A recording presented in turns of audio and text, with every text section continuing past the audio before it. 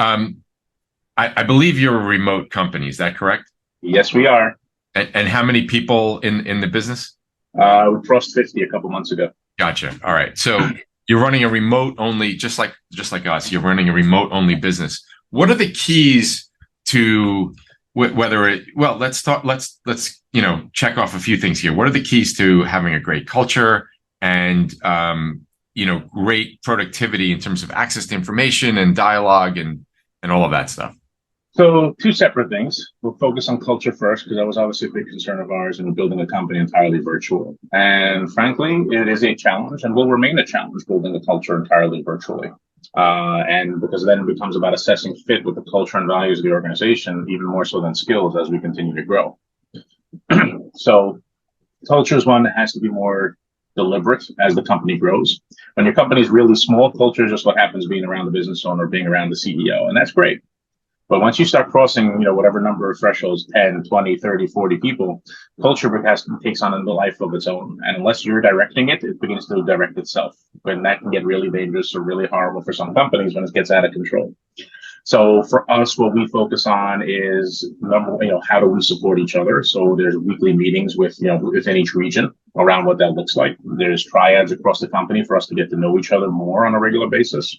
There's workshops in person on a quarterly basis, where people will fly to different parts of the country and join for what those workshops are and how we continue to grow and support. But it has to be a lot more deliberate. It can't just be, well, it's fine, it's going well, we'll see what happens, because that kind of approach unfortunately tends to backfire or blow up at some point in time. Yep, gotcha. So we have the same approach, which we call it culture by design. I think we borrowed that from Jack Daly. And then I get, obviously you guys must be fully in the cloud in terms of information sharing. And can you share with us some of the tools that you use to make it easy for people, regardless of where they are, to That's where it gets interesting for us because of the role that we play with our clients and taking on the role of the CFO just on a part-time basis.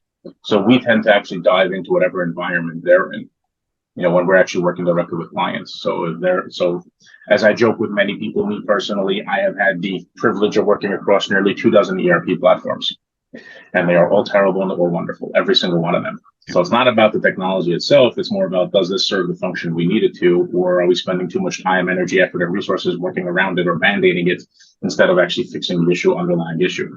So from a technology and security perspective, we go into our client's environment when we're working with them. And if that environment isn't good enough, then we have to advise them and or bring in the expert to help them build that correct environment. Yeah. But for internal ourselves, our structure is a lot more basic around what this looks like. So which is why we've been able to put in a lot of the pieces in place as a framework and therefore then rely and move into our clients' environments when we need to as their CFO. Gotcha. Terrific.